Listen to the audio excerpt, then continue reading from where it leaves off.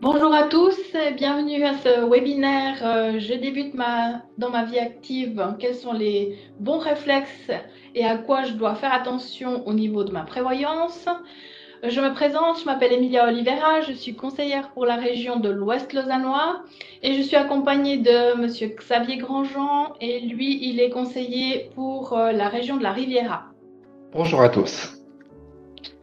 Alors, quelques mots par rapport à Retraite Populaire. On est un acteur important dans le canton de Vaud, avec différents mandats par rapport aux caisses de pension, comme la caisse de pension de la Tête de Vaud, la caisse intercommunale de pension. Nous avons 28,6 milliards de fonds sous gestion, une très bonne présence en termes d'immobilier, avec 15 336 objets en location dans tout le canton de Vaud. Et en termes de prêts hypothécaires, nous accompagnons la clientèle pour leur acquisition dans l'immobilier et puis encore dans la prévoyance individuelle privée, et c'est le thème qui nous occupe aujourd'hui. Alors, ce webinaire il va se dérouler sous forme d'interview entre Xavier et moi. Je vais lui poser des questions et puis il répondra. Et puis par rapport à vos questions à vous, vous pouvez sans autre les mentionner dans dans le chat. Et puis on va y répondre à la fin du webinaire. Alors, on commence, Xavier. Premier job, première fiche de salaire, divers montants retenus sont mentionnés tels que AVS, AI, LPP. Que se passe-t-il et à quoi servent toutes ces déductions? Alors, Blantième, il y a peut-être en préambule, on peut donner une petite explication sur le système social que nous connaissons en Suisse. Système social qui repose sur trois piliers.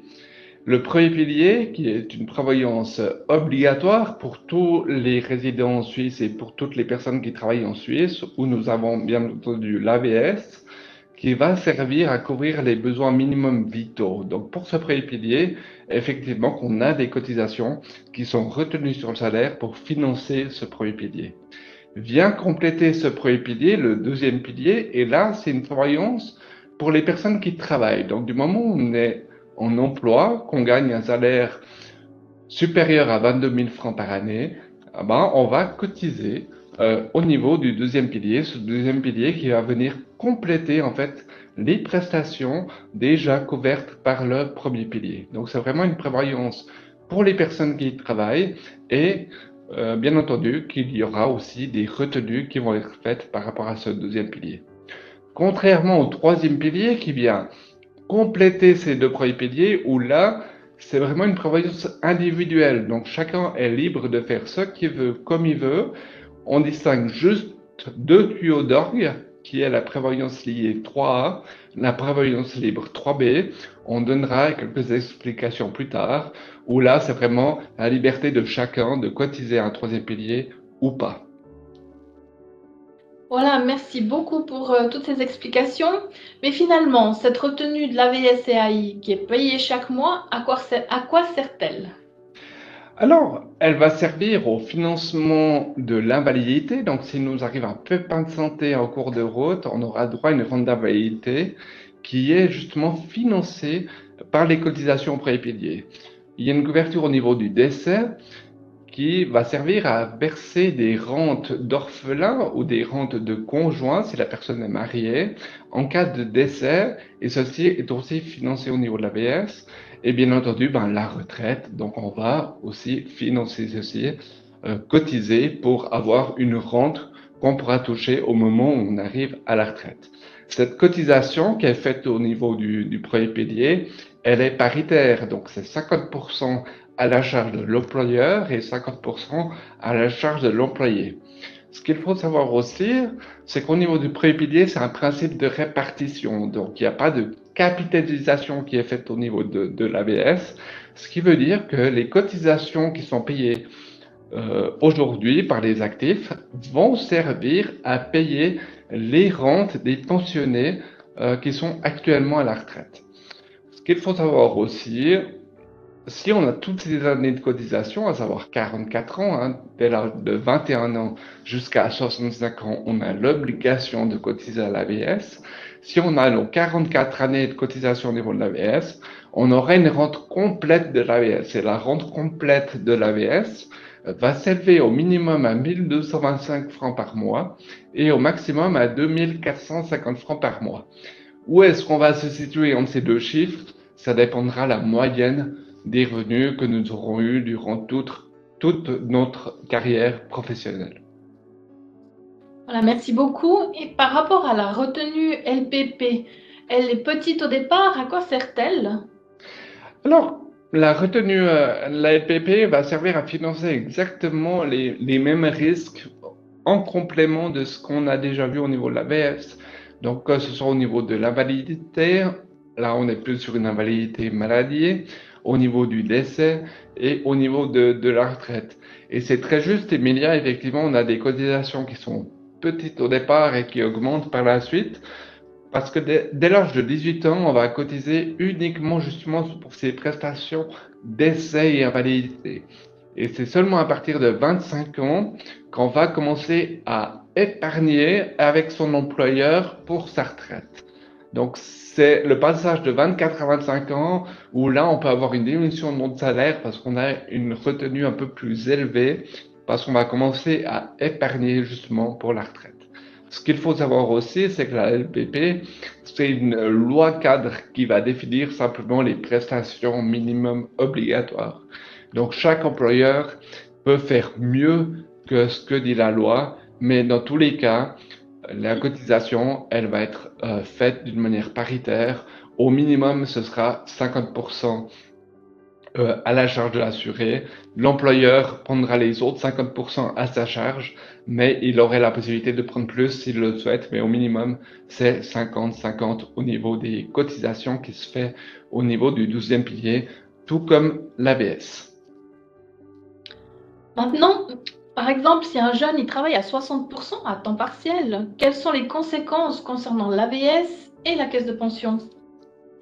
Alors, les conséquences sont diverses au niveau de l'AVS. Comme je l'ai expliqué précédemment, c'est que la rente complète, si on a toutes ces cotisations, se situe entre 1225 et 2350, puis après ça va dépendre du niveau des cotisations, des salaires qu'on a eu durant toute sa carrière.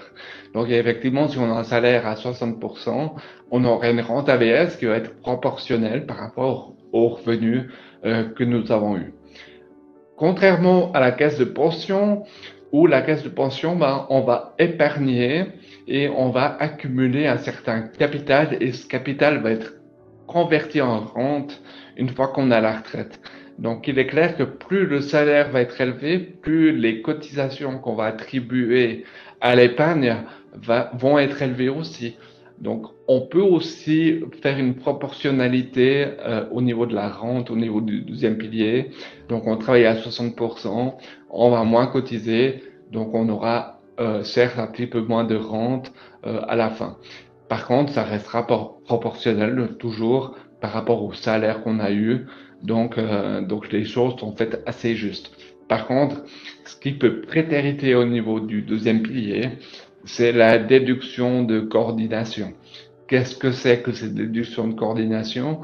C'est pour coordonner le premier pilier et le deuxième pilier, où le législateur a pensé qu'une partie du salaire était déjà couvert par le premier pilier, l'AVS, et on va dire, ben, sur le salaire que tu gagnes, eh ben, on va pas prendre l'entier du salaire pour cotiser au deuxième pilier parce que tu as déjà une partie du salaire qui est couverte par le premier pilier. Donc, on va déduire 25 725 francs de ce salaire et on va cotiser sur la différence. Et c'est vrai que si on travaille à 100% ou à 60%, il y aura quand même ces 25 725 francs qui vont être déduits. Alors, certaines caisses de pension, ça c'est ce que la loi elle dit, hein, mais certaines caisses de pension peuvent faire mieux que ce que la loi elle dit et prendre uniquement le 60% des 25 725. Après, c'est à voir avec son employeur et sa caisse de pension pour savoir comment est-ce qu'on est couvert. Donc, bien vérifier sa situation de prévoyance deuxième pilier. C'est ça. Non, si je souhaite épargner, quelles sont les bonnes questions que je dois me poser? Alors effectivement, si on veut faire un peu plus que ce qui est déjà fait par le premier et le deuxième pilier, On pourrait faire un troisième pilier, puis si on veut épargner, ben, tout d'abord, il faut se poser des bonnes questions. Donc, déjà définir un budget qu'on pourrait mettre au niveau de son épargne. J'aurais tendance à dire que si on fait de l'épargne sur du long terme pour la retraite, il faut pas viser un objectif trop élevé, hein. C'est un petit peu comme un marathon. Autant commencer par des petits montants puis avoir une certaine régularité. Donc après, il faut se poser les bonnes questions. Est-ce que je veux épargner pour un projet à court terme, un grand voyage, une année sabbatique ou autre chose? Ou est-ce que je vais épargner sur le long terme, par exemple pour la retraite? Donc après, il faudra prendre la solution qui correspond le mieux à son besoin entre une solution bancaire ou une assurance vie. Merci beaucoup, Xavier, pour ces explications sur le premier et deuxième pilier. Puis maintenant, pourrais-tu m'expliquer le principe du troisième pilier? Alors le principe du troisième pilier, comme je l'ai dit en préambule, c'est qu'on a deux tuyaux d'orgue, hein. On a la prévoyance liée 3A, puis on a la prévoyance libre 3B. Le pilier 3B, c'est vraiment une liberté de faire ce qu'on veut comme on veut. Ça va être la compagnie d'assurance en fait qui va régler ce qu'on peut faire au niveau du 3B et ce qu'on ne peut pas faire au niveau du 3B. Donc il y a il y a une plus grande liberté au niveau du 3B. Au niveau du 3A, c'est une prévoyance liée ou c'est lié à la loi, c'est lié à l'ordonnance sur la prévoyance professionnelle. Et là, on va quand même s'engager sur de long terme. Donc, quand on s'engage dans une prévoyance liée 3A, ça veut dire qu'on va s'engager jusqu'à la retraite avec ce pilier 3A. Donc, le 3B va plutôt correspondre à un besoin d'épargne sur du court terme, par exemple financer une année sabbatique, et puis le 3A va plutôt correspondre pour une épargne sur le long terme au niveau de la retraite.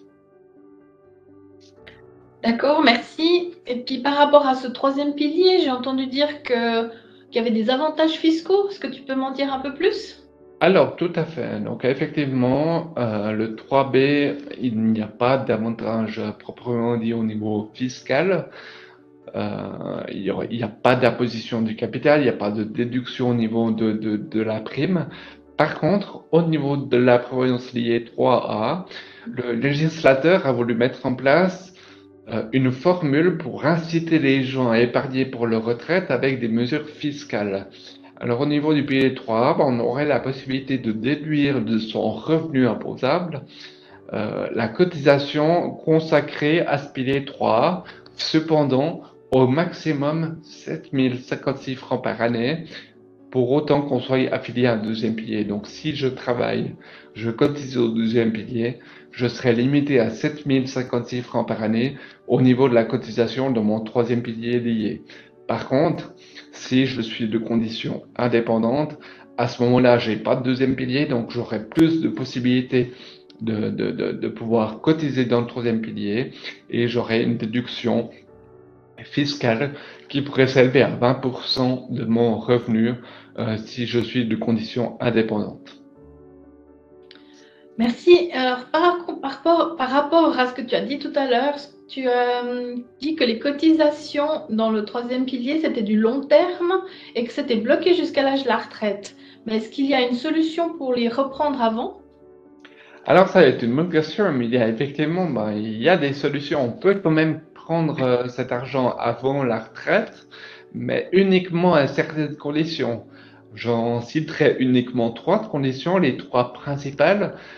Une des conditions, c'est que au niveau du pilier 3, l'épargne qu'on aurait mis dans un pilier 3, on aurait la possibilité de le retirer pour l'utiliser comme fonds propre si on souhaite acheter son logement. Mais attention, si on achète son logement, il faut que ça soit sa résidence principale uniquement. Donc on ne pourrait pas retirer son pilier 3 pour acheter un chalet comme résidence secondaire, par exemple. Les autres conditions, c'est par exemple, je quitte définitivement la Suisse et à ce moment-là, je pourrais retirer mon pilier 3 que j'aurais fait. Et si je me mets au niveau, si je quitte mon emploi en tant que salarié pour me mettre indépendant, à ce moment-là, j'ai une période de 360 jours dès ce changement d'activité pour pouvoir réclamer mon pilier 3 en capital. Merci beaucoup. Et quelles sont les différentes solutions qui existent sur le marché par rapport à ce troisième pilier? Alors, au niveau des différentes solutions, donc on a des solutions bancaires. Donc, c'est souvent quand même lié à des fonds de placement. Donc, il faut regarder quels risques on est prêt à prendre ou pas. Et par contre, on a une flexibilité au niveau de l'épargne qu'on veut faire. Au niveau des assurances, on a les assurances avec des primes fixes où on se définit un objectif et on essaye de s'y tenir. Mais il y a aussi des assurances qui proposent un mixte avec une partie fixe et une partie flexible où on aurait plus de liberté de dire bah, je mets un peu moins une année, je mets un peu plus une autre année sans qu'il y ait besoin de modifier le contrat.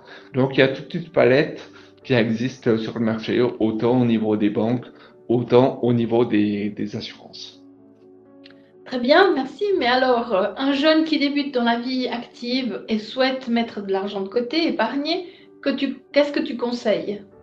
Alors, tu vas peut-être me dire que mon avis est un peu influencé par mon employeur qui est retraite populaire, mais je te répondrai que ça reste quand même l'assurance. Parce qu'un jeune qui veut faire un troisième pilier sur le long terme, l'assurance aura déjà une bonne rentabilité au niveau de son épargne. Donc, l'assurance va lui proposer un rendement attractif sur le long terme.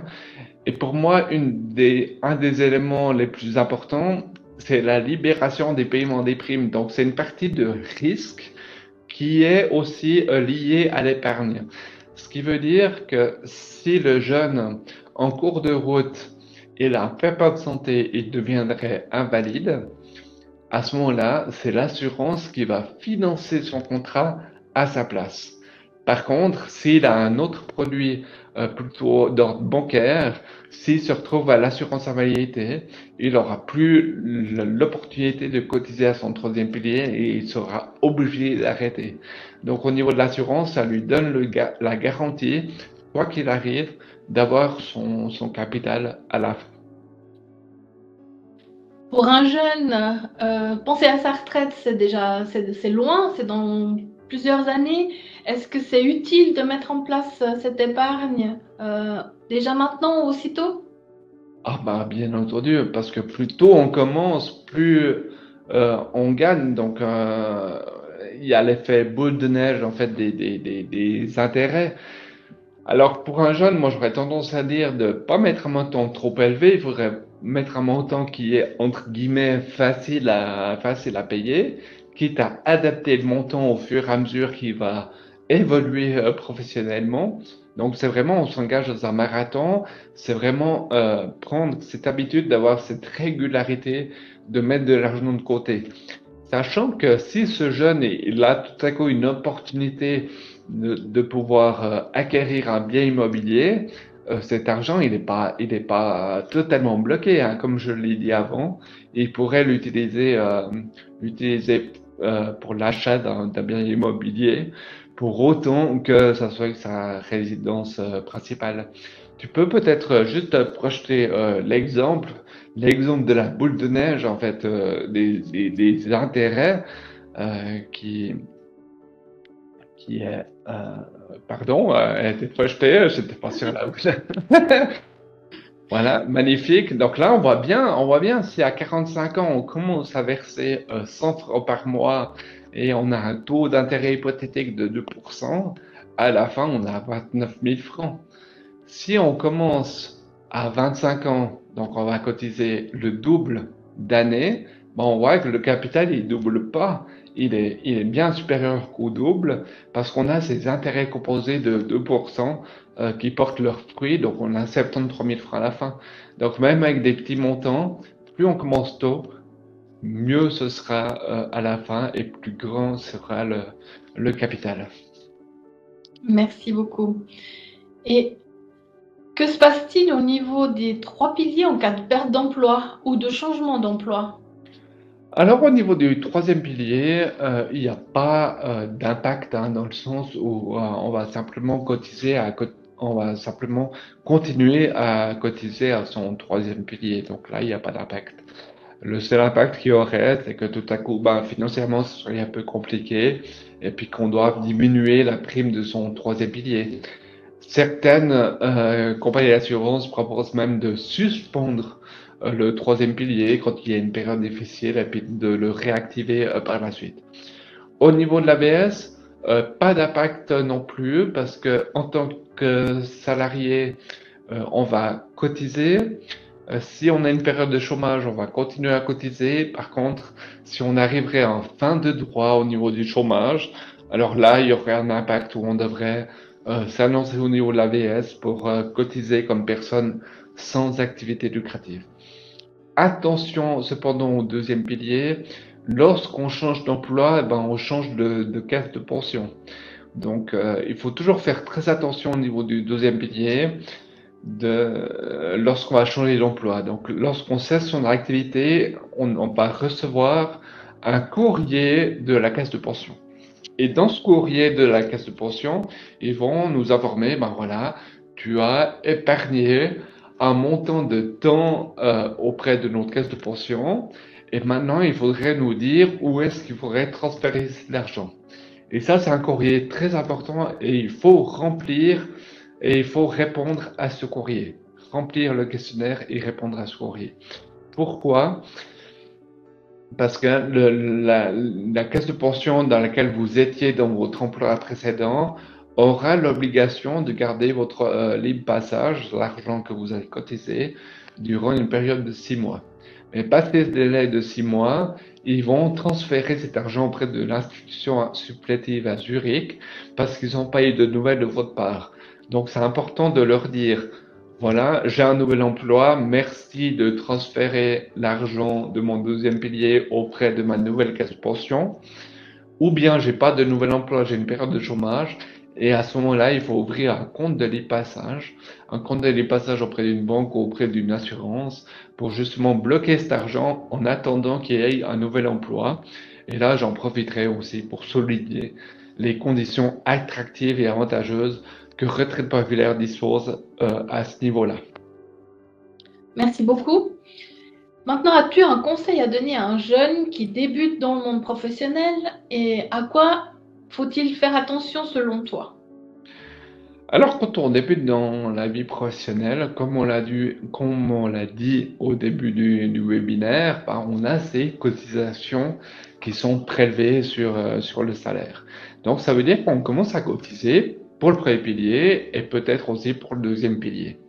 Ce qui veut dire qu'on aura des couvertures, invalidités, décès et des projections au niveau de la retraite. Ce qui peut être important de faire quand on débute son activité, c'est de faire déjà un point de situation, de dire je suis dans la vie active, quelles sont mes protections? Comment est-ce que je suis couvert au niveau de la validité? Où là, on peut mettre les chiffres au niveau de l'ABS, du deuxième pilier, tirer la ligne en bas et puis de dire, ben voilà, ben si je deviens valide, voilà le salaire que j'aurai en tant qu'invalide. Si je décède, qu'est-ce que mes proches auraient droit? Et là, on peut faire le même travail et de dire, ben voilà, mes proches vont toucher une rente de temps. Et dans plusieurs années, donc à long terme, on a des projections déjà au niveau de la retraite, de se dire, ben voilà, ben, selon ma situation actuelle, voilà les revenus qui me sont projetés à la retraite. Donc déjà, de faire un point de sa situation peut s'avérer utile pour se dire, ben voilà comment je suis couvert. Et puis de se dire, est-ce que ça me suffit ou est-ce que j'ai besoin de faire un complément? Et après, on a vu qu'au niveau du complément, on peut aller au niveau du troisième pilier, par exemple, pour faire ceci. Et on peut se poser aussi la question, lorsqu'on débute son activité, qu'on commence à avoir un revenu fixe, de débuter justement cette épargne, même petite, mais plus tôt on commence, mieux ce sera. On le répète, mais c'est important. Très bien, Xavier, merci. Si je résume un peu tout ce que tu as dit, réfléchir à un troisième pilier serait judicieux dès qu'on débute dans le monde du travail. Et puis maintenant, peux-tu nous en dire un peu plus par rapport aux avantages et aux solutions que Retraite Populaire offre? Alors, volontiers, Emilia. Donc, retraite populaire, on a un produit de troisième pilier qui s'appelle Modulo. Nous avons un rendement attractif sur ce produit où la rémunération de l'épargne moyenne au cours de ces 5-6 dernières années s'élève à 2%. Le montant minimum qui doit être consacré chez nous sur ce produit est de 100 francs par mois. Mais on a cette flexibilité où, par exemple, on peut se dire, ben voilà, je commence à 100 francs par mois, mais si tout à coup, à la fin de l'année, avec mon 13e salaire, j'ai envie de rajouter 500 francs ou 1000 francs, c'est possible parce qu'il y a cette flexibilité, on aurait la possibilité de verser plus. Et bien sûr, on peut mettre des modules supplémentaires si on a une lacune de couverture, au niveau de la validité, au niveau du décès, en fonction de sa situation personnelle, en fonction de ses besoins, on aurait la possibilité de faire des couvertures complémentaires. Et ensuite, bah, retraite populaire est une politique d'investissement responsable. Donc on prend soin, on a une certaine éthique au niveau des placements que nous faisons. C'est très important encore, si je peux le rajouter, euh, le plus important qu'on n'a pas noté en fait sur le slide qu'on a projeté, c'est que l'épargne est 100% garantie chez nous. Il n'y a pas de risque de perte. Donc ça, c'est important. Bien entendu, sur Internet, vous avez toutes les informations par rapport à notre produit. Vous avez même la possibilité de le conclure en ligne. Donc là, on a toute une plateforme qui est mise à votre disposition. Bien entendu, Emilia et moi-même, on se tient à votre disposition. Vous avez nos coordonnées. Sachez que auprès de Retraite Populaire, les conseillers sont répartis par région. Et là, on vous montre aussi la photo de tous les conseillers ainsi que leurs coordonnées en fonction de la région dans laquelle vous habitez. J'espère que ce webinaire a pu répondre à vos attentes, a pu peut-être créer un intérêt ou créer des questionnements par rapport à ce sujet. On va, Emilia, si tu le veux bien, passer aux questions. Oui. Je ne sais pas s'il y a des questions qui ont été posées dans le chat. Alors, je vais regarder. Peut-être une question au niveau de la position, hein, parce que souvent Oui. on entend dire, ah ouais, t'es bien gentil, tu me dis que tu peux déduire les primes fiscalement, mais ce que tu me dis pas, c'est qu'à la fin, mon capital, je suis imposé dessus. Alors, quel intérêt j'ai si je passe de toute manière à la caisse? Alors, l'intérêt, on peut vous le démontrer lors d'un entretien avec des chiffres concrets. Ce qu'il faut savoir, c'est que la cotisation qui est faite au niveau du 3A, prévoyance est déduite de votre revenu fiscal. Donc, il y a une optimisation fiscale à ce niveau-là qui est intéressante. Et lorsqu'on va toucher le capital, effectivement, on va être imposé sur le capital. Mais par contre, on va être imposé sur leurs revenus, mais séparé des autres revenus à un taux préférentiel. Et le taux qui est appliqué, c'est un taux de 1/5. Donc l'impôt qu'on paye à la fin est beaucoup moins élevé que toutes les économies d'impôt qu'on va faire en constituant justement l'épargne. Merci beaucoup. Alors, j'ai une question. En tant qu'employé, ma caisse de prévoyance de deuxième pilier me propose plusieurs solutions. Minus, normal ou max? De quoi s'agit-il? Alors ça, je présume, hein, je n'ai pas le règlement de votre caisse de pension. En général, les caisses de pension qui proposent ça, c'est au niveau du plan d'épargne. Donc, c'est à quel rythme vous souhaitez épargner pour la retraite. Donc, si on est à un minus, bah, ça veut dire qu'on met moins d'argent de côté pour la retraite. Puis si on est au maxi, ben, on met le plus possible au niveau de son épargne de retraite. Donc, j'aurais tendance à dire, si vous avez la possibilité financière d'aller au maxi, faites-le parce que c'est de l'argent qui est quand même sécurisé dans votre caisse de pension, qui vous rapporte un certain intérêt. Tout ce que vous mettez dans votre caisse de pension, vous pouvez aussi déduire fiscalement. Et c'est de l'argent qui sera disponible pour vous à la retraite ou disponible pour vous aussi en cas de retrait avant la retraite, par exemple pour l'acquisition d'un logement. Donc, effectivement, je trouve que c'est une forme d'épargne intéressante. Mais la caisse de pension, votre employeur vous laisse le choix. Merci. Et puis, par rapport au troisième pilier, est-il possible de les cumuler, d'en avoir plusieurs? Alors, bien entendu, on peut en avoir plusieurs.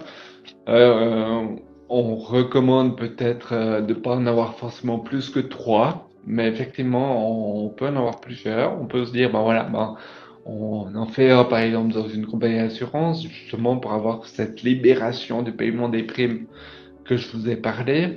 Et puis, on peut avoir un complément peut-être à côté pour, dans une banque. Et ça permet aussi de ne pas avoir tous ses œufs dans le même panier et d'avoir des produits différents. Ouais. Merci beaucoup. Par contre, je rajouterais entre les deux ou troisième piliers qu'on va faire, on va être quand même limité à 7000 francs en tout sur les trois comptes du troisième pilier qu'on aura. Donc c'est 7000 francs en tout et pas 7000 francs par contrat. Très bien, merci pour la précision.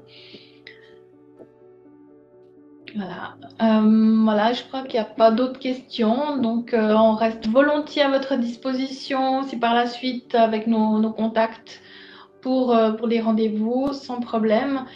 On vous remercie de votre présence, de votre participation à ce webinaire. Et puis voilà, bonne journée à tous et à bientôt. Merci beaucoup, bonne journée.